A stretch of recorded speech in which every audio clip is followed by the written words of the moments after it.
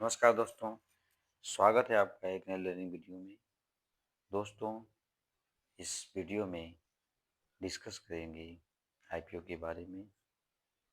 बहुत से व्यूअर्स का कमेंट आ रहा था कि आईपीओ के बारे में कुछ बताएं। तो यह टॉपिक उन्हीं लोगों के लिए है जो कि आईपीओ में इन्वेस्टमेंट करने के लिए इंटरेस्टेड रहते हैं। आईपीओ में इन्वेस्ट करना अपने आप में एक स्ट्रेटजी है, जहाँ पर शॉर्ट टर्म्स में आप अच्छा से अच्छा गेन रिटर्न कर सकते हैं। आइए डिस्कस करते हैं आईपीओ के बारे में। दोस्तों, इस वीडियो में हम बीच बीच में कुछ आपको इम्पोर्टेंट की पॉइंट बताते रहेंगे, जिस जो आईपीओ लेने के लिए काफ़ी इम्पोर्टेंट है।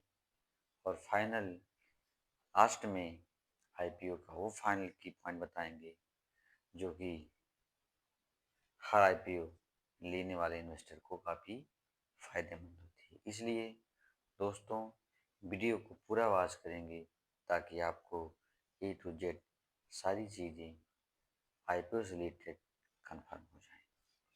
आइए बात करते हैं।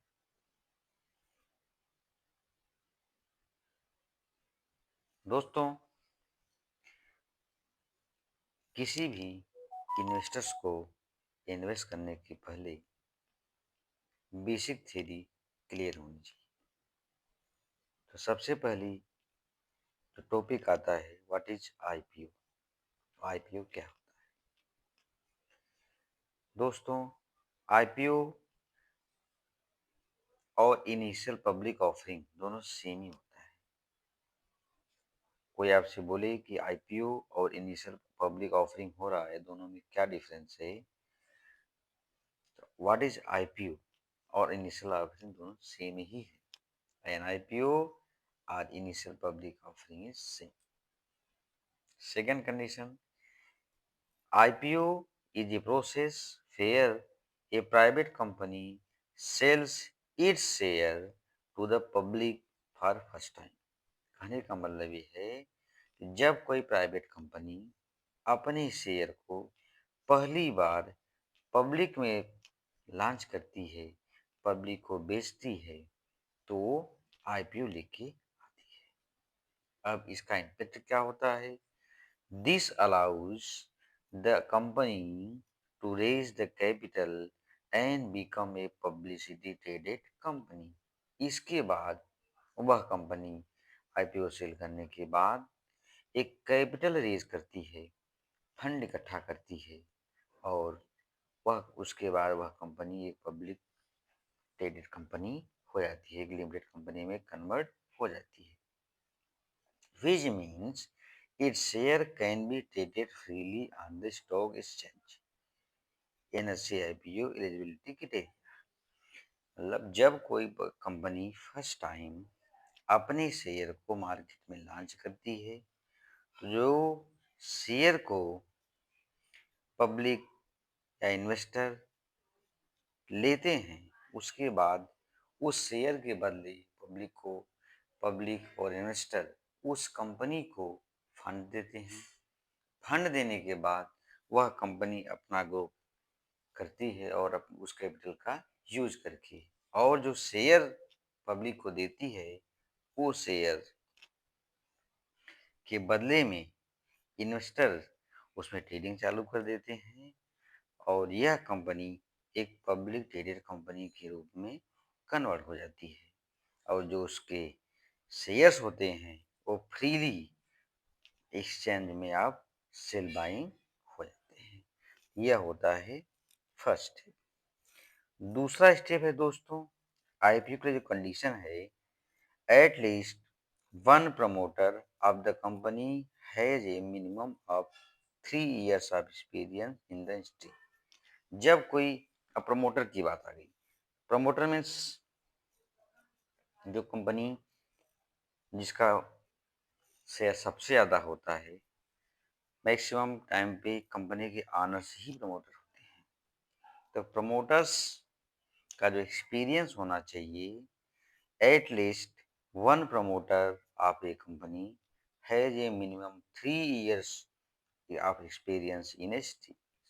कहने का मतलब है जो प्रमोटर्स होते हैं उनका उस इंडस्ट्रीज में कम से कम 3 साल का एक्सपीरियंस होना चाहिए। यह रूल्स होता है। An issuer has submit the annual report to the NSC for the last 3 financial year. और जो इशूअर होते हैं, इशूअर मीन्स जो प्रमोटर्स होते हैं, उनको अपना लास्ट 3 ईयर का रिपोर्ट कार्ड एनएससी को सबमिट करना। For issue less than 500 crore ये must have a positive net worth. 500 से कम का नेटवर्थ शो करना एक पॉजिटिव मोमेंट गिना जाता है। यह कुछ आईपीओ की कंडीशंस है। नेक्स्ट दोस्तों, आईपीओ से हमें बेनिफिट क्या है? तो आईपीओ में आप देखें, IPO helps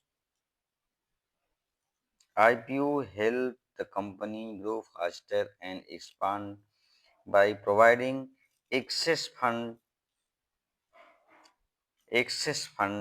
to the public capital market। IPO launch करने से फायदा क्या होता है? सिंपल भाषा में समझें, जब कोई कंपनी एक आईपीओ लॉन्च करती है तो वह पब्लिक से, इन्वेस्टर से फंड लेती है और उस फंड से वह अपनी कंपनी के बिजनेस मॉडिफाई करती है। सपोज दैट अपनी कंपनी का एक्सपांशन करती है, कंपनी में कुछ नए प्रोडक्ट लॉन्च करती है, जिससे ग्रोथ किसका होता है? डायरेक्टली ग्रोथ कंपनी का होता है। तो जब कंपनी का ग्रोथ होगा तो कंपनी की इन्वेस्टर का ग्रोथ होगा, उसमें प्रमोटर, शेयर होल्डर, इन्वेस्टर सारे लोगों का ग्रोथ होगा। आईपीओ लाने से एक तरह से डायरेक्टली इनडायरेक्टली इन्वेस्टर्स और प्रमोटर, जितने भी इन्वेस्टर होते हैं छोटे से लेके बड़े हो, तो वो सब का बेनिफिट ही होता है। अब नेक्स्ट स्टेप आता है दोस्तों, category of investors in IPO. IPO में जो इन्वेस्टर्स होते हैं उनकी कैटेगरी होती है। कैटेगरी 3 कैटेगरी होती है। जो पहली कैटेगरी होती है वह रिटेल इन्वेस्टर की होती है। दोस्तों, आईपीओ में रिटेल इन्वेस्टर्स में बताया गया है कि individual investor who make smaller investment in IPO. Retail investor ऐसे होते हैं जिनके पास स्मॉल अमाउंट होता है और वो स्मॉल अमाउंट ही आईपीओ में इन्वेस्ट करते हैं। They are often motivated by a potential for large return. क्योंकि छोटे इन्वेस्टर होते हैं, उनको ये मोटिवेट किया जाता है कि आपको एक पोटेंशियल लार्ज रिटर्न मिलने वाला है। और इस तरह जो आईपीओ में इन्वेस्टर्स होते हैं उनकी कैटेगरी डिसाइड होती है। नेक्स्ट दूसरा कैटेगरी आती है क्वालिफाइड इंस्टीट्यूशनल इन्वेस्टर्स, जिसको हम बोलते हैं QIIS। दोस्तों, institutional investors with the financial resources and expertise to analyze the investing capital market। ये इन्वेस्टर होते हैं, ये अक्सर एनालाइज करके इस तरह कैपिटल मार्केट में इन्वेस्ट करते रहते हैं। These investors include mutual fund. ये इन्वेस्टर जो होते हैं ये mutual fund, banks and foreign portfolio investors. जो क्यूआई इन्वेस्टर्स होते हैं generally IPO, bank, mutual fund, foreign portfolio वाले इन्वेस्टर होते हैं। They are SEBI registered. अब मेन टॉपिक इसमें है, जो क्यूआई इन्वेस्टर्स होते हैं दे आर सेबी रजिस्टर्ड होते हैं, are reserve 50% IPO allotment. Suppose that किसी कंपनी का आईपीओ अलॉटमेंट हो रहा है, अगर उसमें क्यूएआई इन्वेस्टर्स इन्वॉल्व हैं तो उनका जो शेयर होल्डर हो गया, जो आईपीओ में उनका कोटा होता है, वह 50% के आसपास होता है। ये एज पर रूल्स है दोस्तों। नेक्स्ट आगे दोस्तों देखो, institutional investors who buy a large portion of an IPO before it's open to the public। दूसरा, इनके लिए क्या होता है, क्यूआई जो इन्वेस्टर होते हैं, आईपीओ लॉन्च होने के पहले ही ये खरीद लेते हैं एक बड़ा हिस्सा, क्योंकि इनका कुछ रूल्स अलग होता है। एक तरह से प्रमोटर से मिलजुल करके ये बिजनेस अपना करते हैं।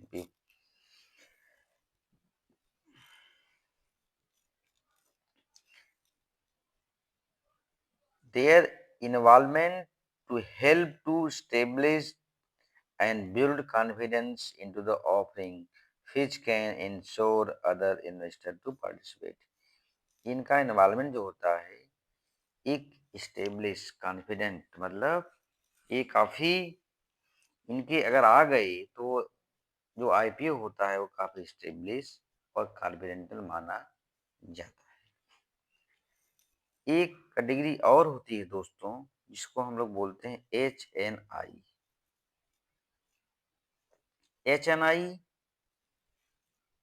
HNI जो होते हैं, यह होते हैं high net worth individual investor.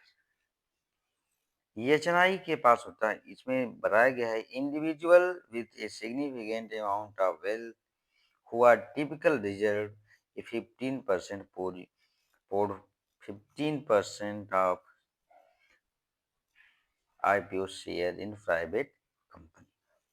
जैसे क्यूआई में आपने देखा कि 50% अगर क्यूआई है उसमें तो 50% रिजर्व रहेगा उनके लिए, लेकिन एचएनआई में रहेगा जो कि आपको 15% के आसपास ही दिख रहा है। एचएनआई के लिए जो आईपीओ में कोटा होता है वह 15% के आसपास होता है। और एचएनआई जो होते हैं, they are typically required to invest minimum 2 lakh. HNI को इन्वेस्ट करने के लिए कम से कम 2 लाख रुपए का रिक्वायरमेंट होता है। एचएनआई मतलब सेल्फ लोग जनरली होते हैं इसमें, हाई नेट वर्थ इंडिविजुअल। जैसे एचएनआई के बारे में आपने देखा, हाई नेट वर्थ इंडिविजुअल्स मतलब एक तरह से ये भी रिटेलर जैसे ही होते हैं, बट ये क्या होते हैं, हाई नेटवर्थ वाले होते हैं, बड़े लोग होते हैं, जिनके पास बड़ा फंड होता है, वो एचएनआई की कैटेगरी में आते हैं। क्यूआई जो होते हैं वो बड़े, वो उनका कैटेगरी वो इन्वेस्ट, तो क्यूआई हो गए, एचएनआई हो गए और रिटेलर हो गए। उसके बाद कंपनी का प्रमोटर तो होते ही हैं जो कंपनी को चलाते हैं। अब आपको कैटेगरी मालूम हो गई, कितने टाइप की कैटेगरी होती है। अब बात आती है IPO, is IPO money refundable. IPO में आपने लगाया और आईपीओ में आपको कभी कभी डर लगता है कि आईपीओ लगाने के बाद हमारा जो पैसा है क्या सुरक्षित है। तो उसमें कंडीशंस यह हमें बता रही है, as per the rules IPO refundable must be initiated within 4 working days of the close of the public offer। कहने का मतलब रूल्स ये है कि पब्लिक ऑफर क्लोज होने के 4 डेज के अंदर, 4 दिन के अंदर आपका पैसा आपके अकाउंट में रिटर्न किया जाता है, यदि आपका आईपीओ में शेयर आपको अलॉटमेंट नहीं हुआ।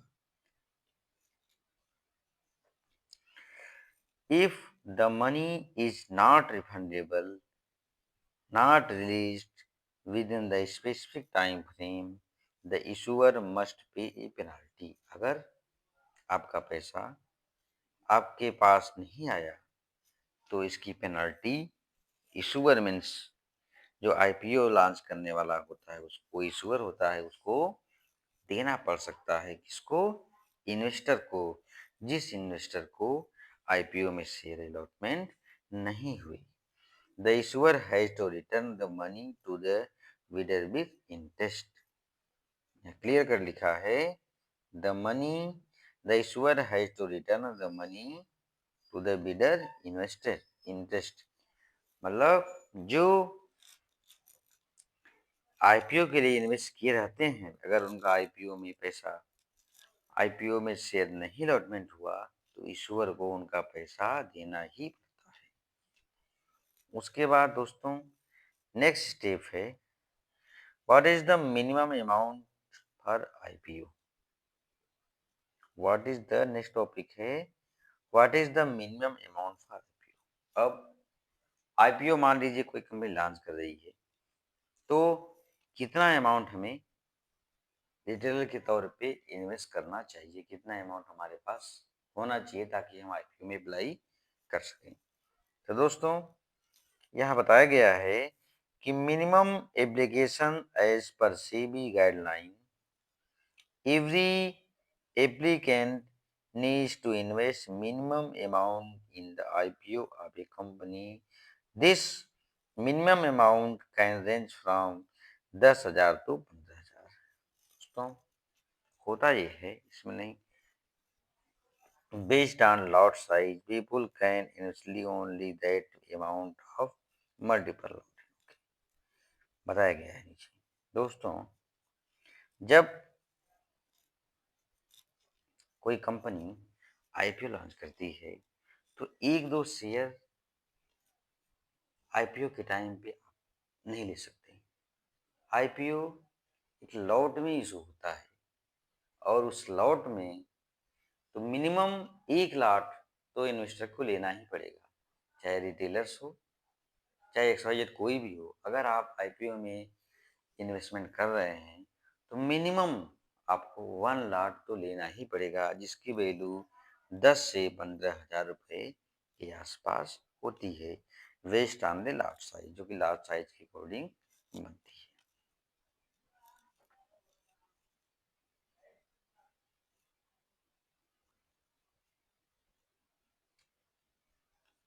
दोस्तों अभी इसमें एक चीज और है, how to check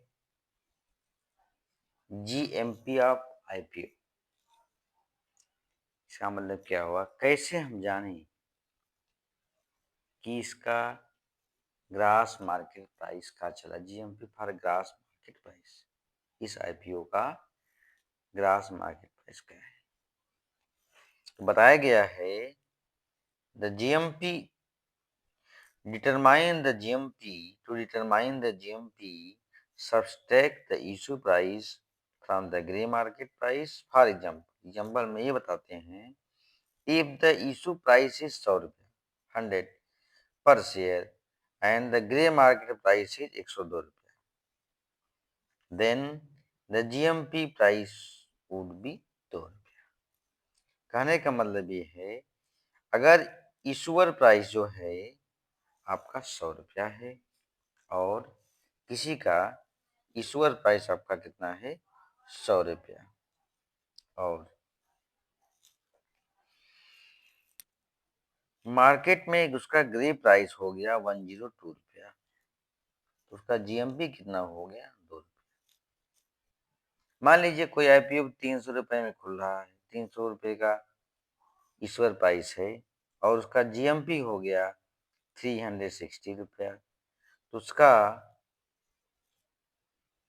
grey market price 360 है हो गया, तो जीएमपी कितना होगा उसका 60 रुपीज। ये 60 रुपीज ही उसको, कहने का मतलब जो इशू प्राइस वो लॉन्च करते हैं और जो उसके लॉन्च करने के बाद जिस प्राइस पे वह स्टॉक, वह आईपीओ मार्केट में रन कर रहा है, दोनों का डिफरेंस करने के बाद जो वैल्यू आती है that is GMP, that is GMP. अब नेक्स्ट टॉपिक आता है कि आईपीओ से हम रिटर्न कैसे करें, how to earn from IPO, how to earn from IPO. ये टॉपिक आया कि आईपीओ से हम अर्न कैसे करें। दोस्तों इसमें बताया गया है कि if example, for example you got 100 share, मान लीजिए आपने आईपीओ में अप्लाई किया, किसी शेयर में, किसी कंपनी का आईपीओ में आपने अप्लाई किया और आपको 100 शेयर मिले जो कि रेट में था 200 रुपया।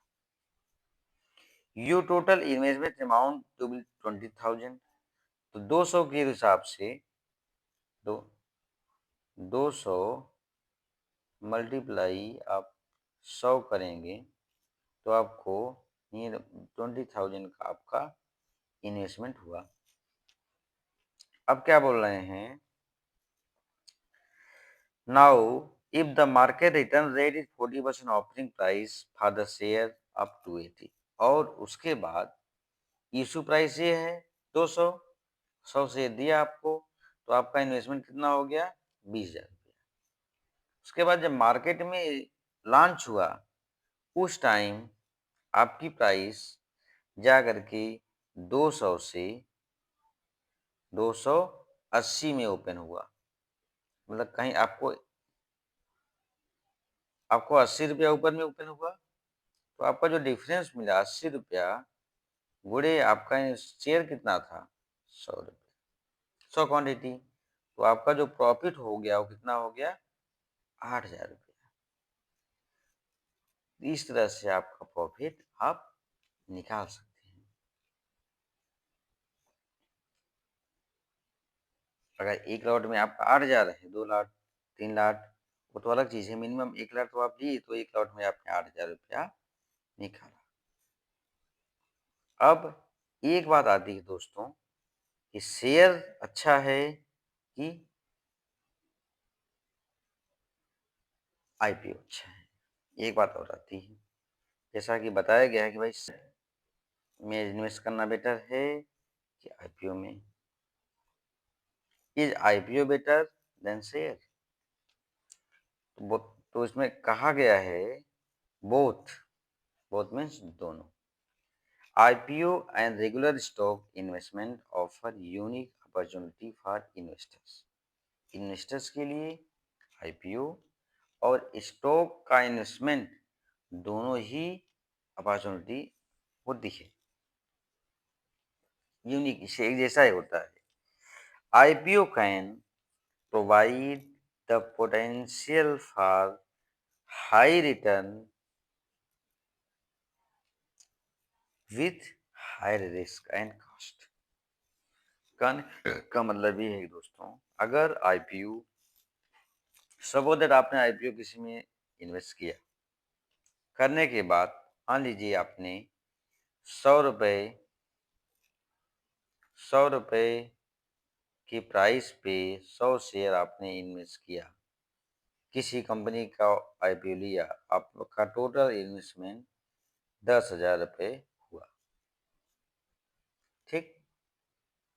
तो अगर अब जो आईपीओ लॉन्च होने के बाद जो शेयर का वैल्यूएशन होगा, अगर 100 प्लस मिलेगा तभी आपको प्रॉफिट होगा, और कहीं ये ड्रॉप होकर के 60 रुपया आ गया, तो 60 गुणे 100 करोगे आप, तो आपका वैल्यूएशन कितना आ गया, 6,000।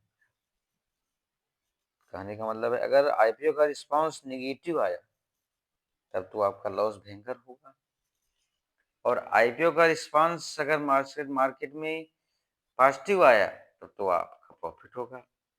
वही यहाँ बोला गया है कि both IPOs and regular stock investment offer unique opportunity for the investors. IPO can provide the potential for high return, but comes with higher risk and cost.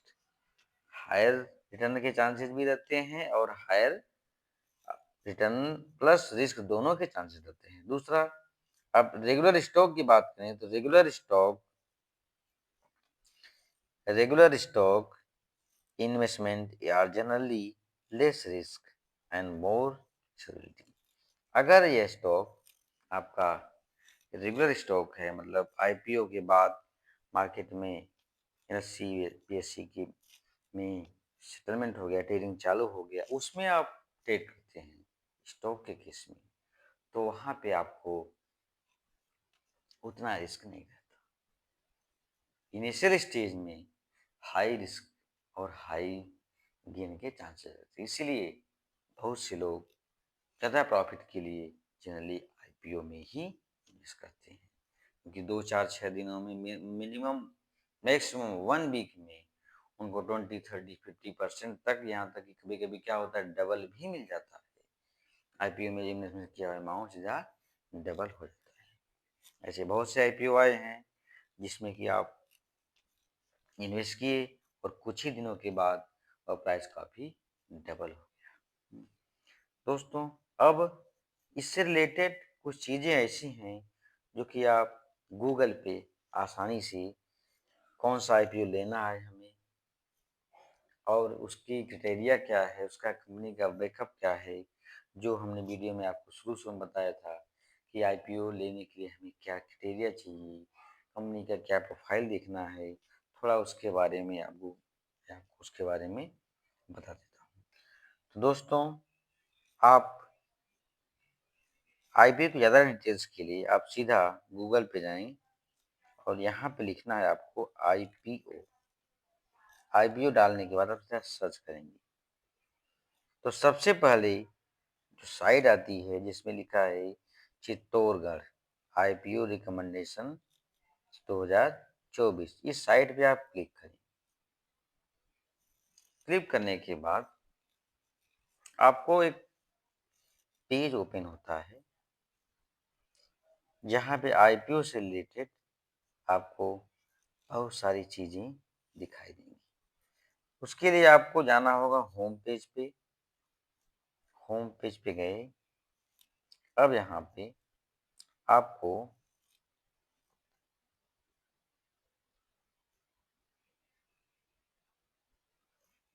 IPO, जैसा कि हमने आपको बोला आईपीओ टेस्ट मेन बोर्ड करके site आ जाएगी। जैसे currently ये IPO का डिटेल्स हमें कुछ यूँ दिखता है।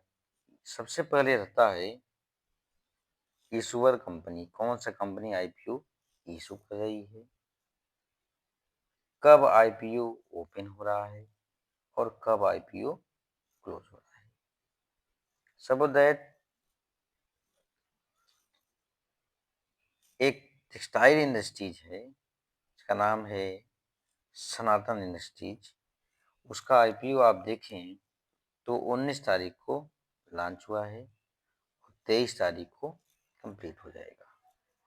मतलब 19 तारीख से आईपीओ ओपन हुआ है और क्लोजिंग डेट आपका 23 तारीख को है। दूसरी कंपनी दोस्तों देखो तो आपको कुछ सारी डिटेल्स आपको अवेलेबल रहेगी। ट्रांसिल लाइटिंग का है आईपीओ, ये भी आपको 19 को चालू हुआ है, 23 को क्लोज हो जाएगा। डेम कैपिटल का आईपीओ है, 19 को चालू होगा, 23 को क्लोज हो गया। कंकर्ड इनवायरो का चालू हुआ है 19 को, ये भी 23 को बंद हो जाएगा। सिनरोसिस फार्मास्यूटिकल का चालू हुआ है 20 दिसंबर को, 24 को कंप्लीट हो रहा है। कैरेरो इंडिया का चालू हुआ है 20 को और 24 को कंप्लीट हो जाएगा। उसके नीचे जो भी आईपीओ आने वाले हैं वो आपको ऊपर में दिखा देते रहेंगे और नीचे में जो आईपीओ का टाइम ओवर हो गया है, जो लिस्टेड हो गए हैं, वो भी आप देख सकते हैं। जैसे इंटरनेशनल न्यूमरोलॉजिकल का हुआ है 13 दिसंबर को लॉन्च हुआ, 13 से 17 के बीच में था। मोबी किक का देखें 11 से 13 के बीच में था।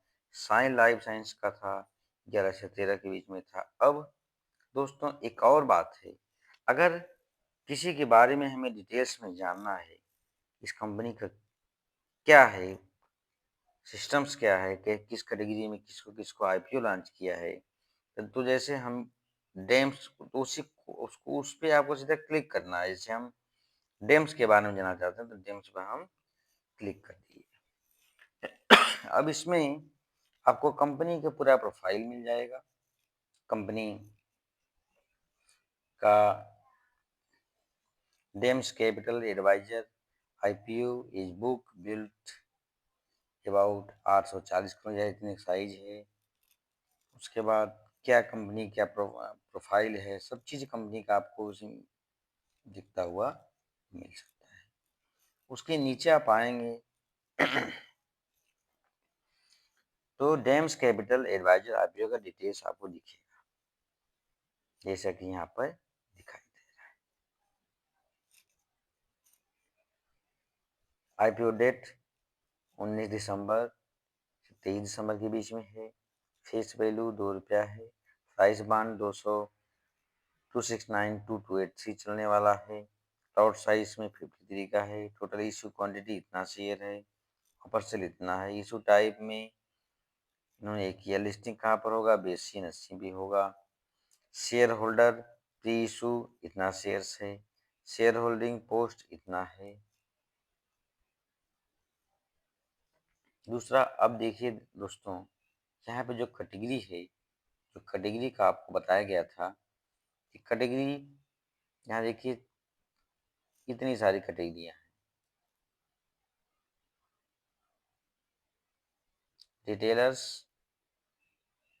रिटेलर्स मिनिमम 1 लॉट और मैक्सिमम 13 लॉट अप्लाई कर सकता है। HNI जो हायर नेटवर्थ इन्वेस्टर्स होते हैं, वे 14 लॉट मिनिमम और मैक्सिमम 67 लॉट कर सकते हैं।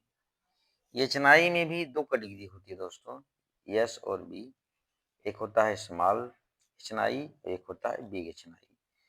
तो बिग स्मॉल यस HNI का मतलब स्मॉल HNI और V for big HNI। Small HNI है, बिग HNI। तो स्मॉल HNI का मिनिमम एक्शन डिसाइड किया है और बड़े HNI बिग HNI का इन्होंने मिनिमम क्वांटिटी ही दिया है, 67 ही मिनिमम क्वांटिटी, उससे ज़्यादा भी वो ले सकते हैं, इसलिए उनका डिसाइड नहीं किया है। ये आपको इम्पोर्टेंट लेवल थे कि कौन कितना लोड ले सकता है। अब दोस्तों, एक चीज़ आपको और देखने को मिलेगा कंपनी की डिटेल्स के बारे में, कि कंपनी का जो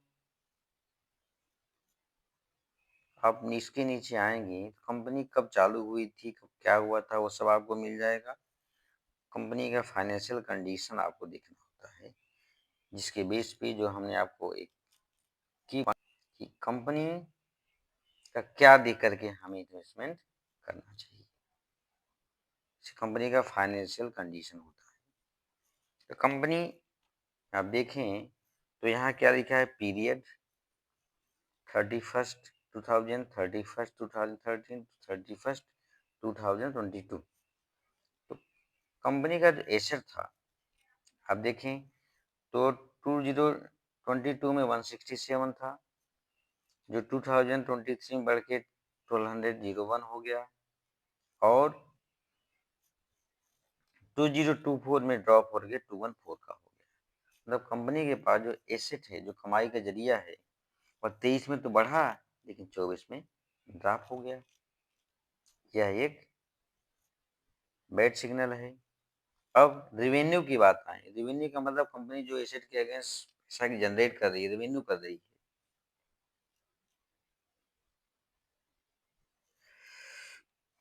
94 करोड़ था, यहाँ पे आपका 85 करोड़ थोड़ा सा ड्रॉप हुआ था रेवेन्यू, लेकिन इन्होंने 2024 में वापस डबल कर लिया। एसेट तो घटा इनका, एसेट नहीं उतना बढ़ा पाए, लेकिन इनका रेवेन्यू प्रॉफिट आने लगा, कमाई का जरिया बढ़ गया। उसके बाद दोस्तों देखें इनका 2022 में प्रॉफिट आफ्टर टैक्स, मतलब टैक्स वगैरह काटने के बाद जो उनका प्रॉफिट है 22 करोड़ के आसपास था। फिगर सब 20 करोड़ों में है। 2023 में 2023 में 8.6 हो गया, लेकिन 2024 आते आते इसका 3 गुना हो गया, जो कि 2022 में था। 2022 के अगेन कंपेयर में यहाँ पे आपका 1:3 हो गया। बोरोइंग की बात करें तो बोरोइंग का मतलब होता है कंपनी के ऊपर लोन कितना है। तो कंपनी के ऊपर लोन 2022 में 1.4 करोड़ था, जो कि बढ़ करके 2023 में 3.29 करोड़ हो गया, और वापस बढ़ करके 2024 में 4.93 करोड़ के आसपास। तो कहने का मतलब इनका कर्जा तो बढ़ रहा है, प्लस सरप्लस भी इनका यहाँ से यहाँ बढ़ रहा है। ठीक है, ये कुछ के कॉमर्शियल चीज़ें होती हैं जो कि आप यहाँ से देख सकते हो कि कंपनी प्रॉफिट में है या लॉस में है। उसके बाद एक चीज़ और है दोस्तों, ये टेक्निकल चीज़ें हैं जो कि आप यहाँ गूगल पे करके आप देख सकते हैं। तो आशा करता हूँ कि आपको काफ़ी कुछ क्लियर हो गया होगा। और फाइनल यहाँ पे एक चीज़ और आती है कि इस आईपीओ का, रनिंग आईपीओ का अभी स्टेटस क्या है। तो जैसे आप देखेंगे तो यहाँ पे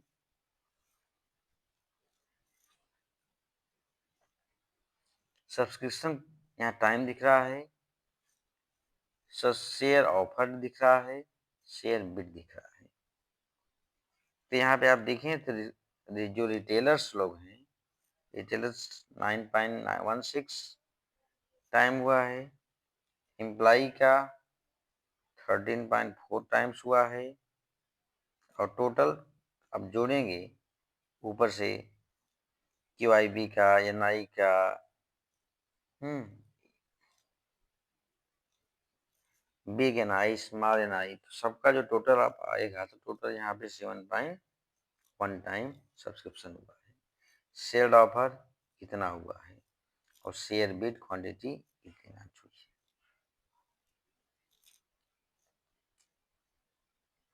दोस्तों, आशा करता हूँ कि आपको आईपीओ से रिलेटेड जो आपकी क्यूरी थी वह क्लियर हो गई है। अगर वीडियो में आपको कुछ सीखने को मिलता है तो वीडियो को सब्सक्राइब करें, वीडियो को लाइक करें, चैनल को सब्सक्राइब करें। मिलेंगे दोस्तों एक नई वीडियो में, तब तक के लिए धन्यवाद।